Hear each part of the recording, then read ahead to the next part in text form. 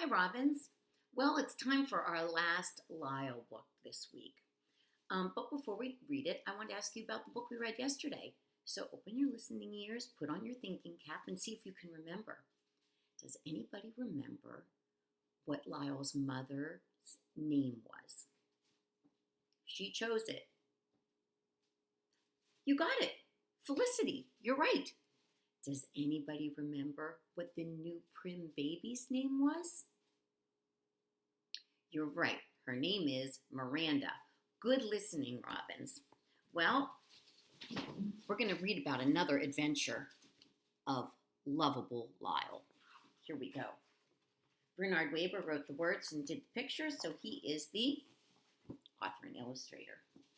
Here we go. Everyone loved Lyle the crocodile. The Prim family with whom he lived loved him dearly, of course. We know that. And the bakery lady loved him. She always gave Lyle a cookie, his favorite kind, with colorful sprinkles on top. And Mr. Delight, the ice cream man, loved him. He always invited Lyle to climb aboard his truck and clang the bell. And Bird loved him. Love Lyle, squawked the bird. He's got lots of friends. And the children loved him. They always called for Lyle to come out and play. And in return, Lyle loved the whole wide world. He didn't have one single enemy in it, or so he thought. Uh-oh, do you think he's going to have an enemy? One day, quite mysteriously, a note addressed to Lyle was slipped under the door of the house on East 88th Street. Dear Lyle, Mr. Prim read to him, I hate you. Hate is a very bad word. We shouldn't say it. Can you believe somebody wrote that to him? I hate you more than anything. I hate you so much I can't stand it. And the note was signed, Your Enemy. How dreadful, cried Mrs. Prim. Whatever reason could anyone have for not liking Lyle? Don't worry about it, Lyle, said Mr. Prim. Just keep being your wonderful self and try to forget this ever happened. Lyle went off to bed that night, trying hard to forget. Still, as he switched off the lights and gazed down upon the empty street below, he could not help sadly thinking, somebody out there doesn't like me. How does he look? Yup, Lyle's sad. The next day, Lyle lost himself in play and managed to forget all about the note, only to be reminded by a second one delivered as mysteriously as the first. Dear Lyle, read Mrs. Prim, I hate you even more today than I did yesterday, if that is possible. And once again, the note was signed, Your Enemy. Oh, these horrible notes have just got to stop. Mrs. Prim cried out desperately. That is a bad word. We don't use that word hate, do we? Lyle wanted the notes stopped too. He was so unhappy about them. There were days he just couldn't be coaxed out of the house. He practiced smiling.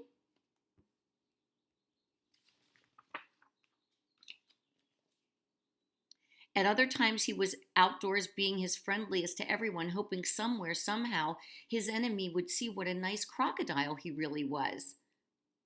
He smiled big smiles, and he waved big, big waves, greeting one and all as warmly and as joyously as he knew how. He's being very friendly. He performed all of his surefire tricks to amuse people and practiced new ones at home each night. Everybody there looks happy, right?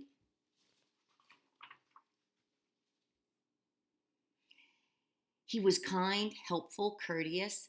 He held doors open for people loaded down with heavy packages. He offered his seat on crowded buses. Doesn't he have nice manners, one lady remarked. I've never seen anything like it, answered the other. What's he doing? He's covering them from rain, sharing his umbrella. Poor Lyle worked so hard at being nice he was positively exhausted by the end of the day. Indeed, all of the Prims were unhappy about the notes. Each time they heard someone approaching outside, Joshua and Mr. Prim, sometimes the entire family, would rush to the door in hopes of catching the note writer in the act. They even took turns watching from the window. Wonder who's writing these notes. One afternoon, Mrs. Prim, Joshua, and Lyle came across the words, "Down with crocodiles." Mrs. Prim tried hopelessly to erase the nasty words with a tissue. "Well, Lyle," she said as they made their way home, "it seems no matter how much we may think we want to, it isn't always possible to please everyone or be liked by everyone." As they approached their house, they noticed the small figure of Clover Sue Hipple, the new girl in Joshua's class. There's Clover Sue.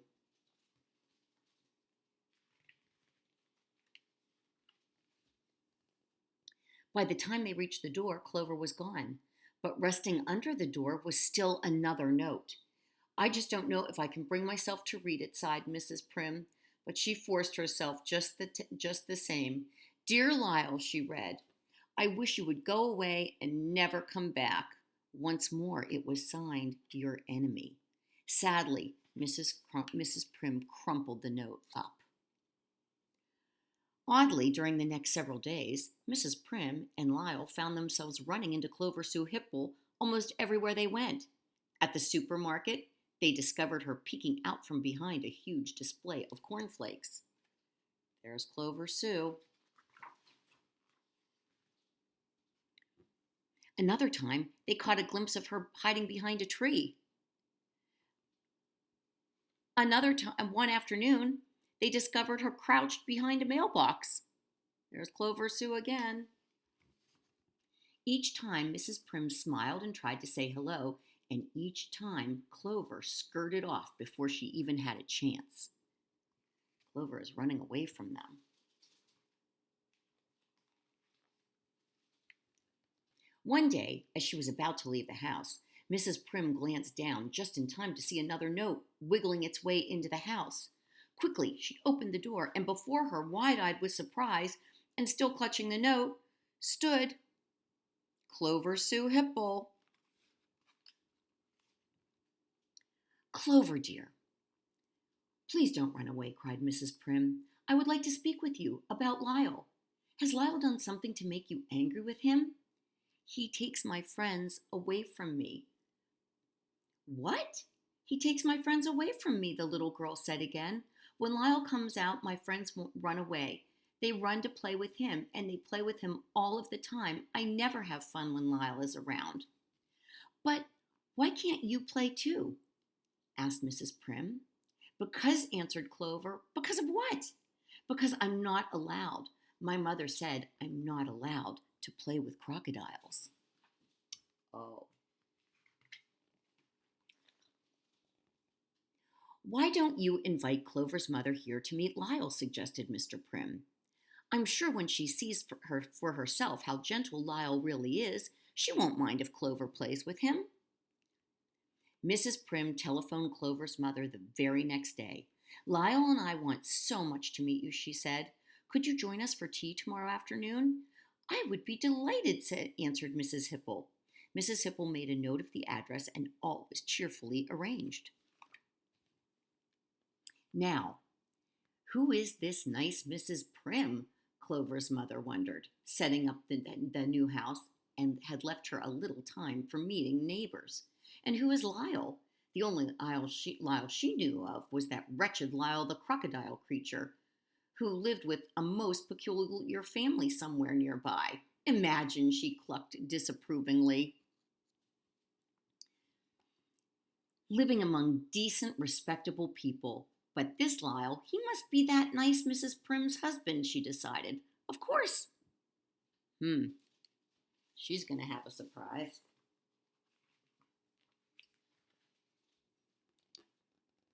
"Remember now, Lyle," said Mrs. Prim the following afternoon, "when Mrs. Hipple arrives, greet her with your very best manners. Offer to take her coat, and when you have hung it neatly in the closet, join us in the living room. Understand? Lyle nodded.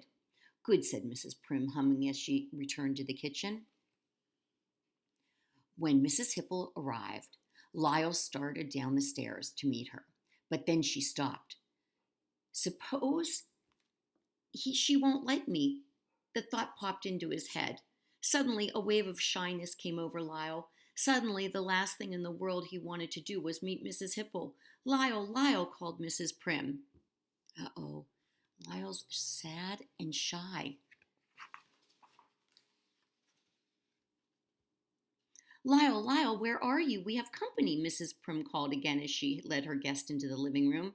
He wanted to go to her, but instead, and although he kept telling himself it was absolutely the silliest, most ridiculous thing he could possibly do, Lyle squeezed himself into the hall closet and hid.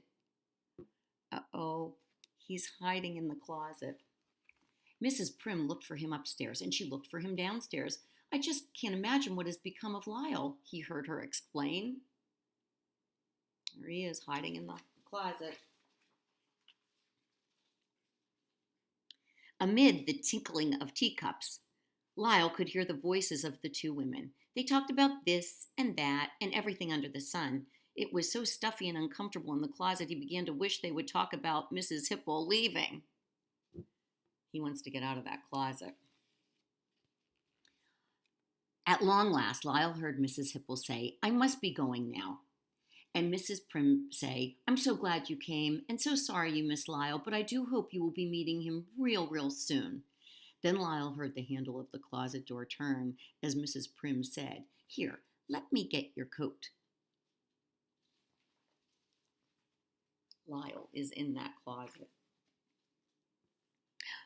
The instant the door opened, Lyle fell out upon both women. Mrs. Prim let out a sharp gasp, and Mrs. Hipple definitely screamed. Are you all right? Mrs. Prim cried out as they struggled to their feet. Take him away! Take that monster away from me, Mrs. Hipple began to shriek. Oh, please, he won't hurt you. I promise he won't hurt you.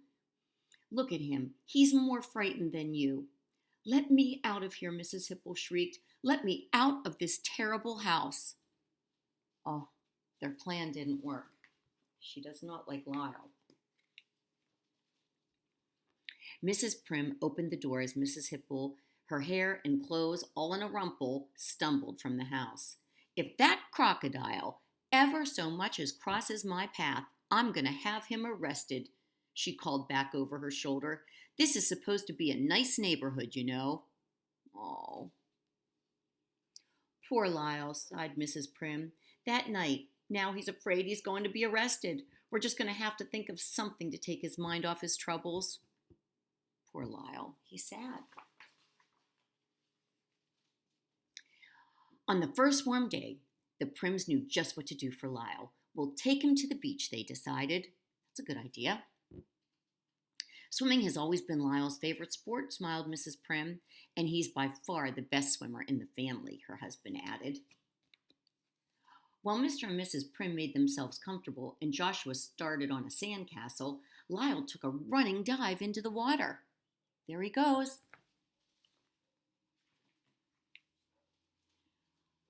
Lyle's water stunts delighted everyone close by. He's even doing tricks in the water. Everyone, that is, except Mrs. Hipple, who had just arrived with Clover. Mrs. Hipple set out at once to find a lifeguard.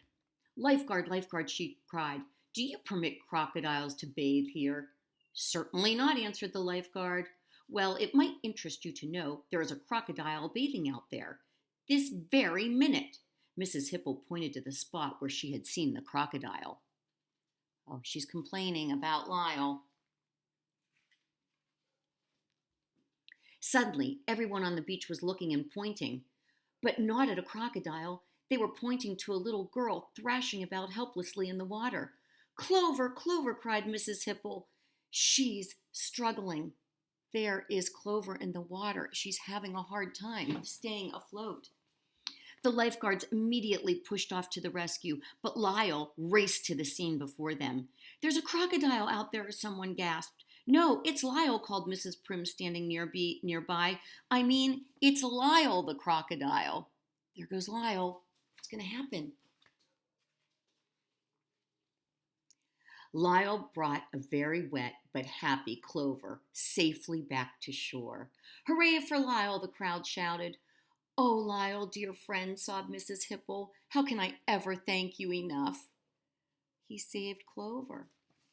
Everyone was so proud of Lyle. He was immediately appointed honorary lifeguard. He was then given a hat, a sweatshirt, and a silver whistle. Lyle, you are a hero, said the head lifeguard. Feel free to come here and save people from drowning any time you choose. They turned Lyle into a lifeguard. The next day, a note addressed to Lyle was found under the door of the house on East 88th Street. Uh-oh.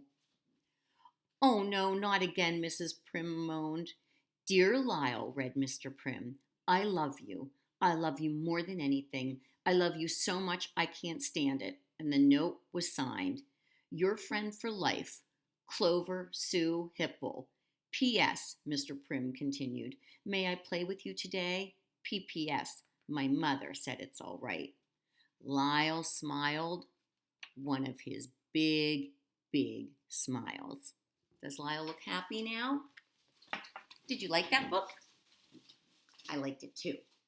What was your favorite part? Oh, you liked when Lyle saved Clover Sue? I think that was definitely the highlight. I agree with you. And then they were friends for life.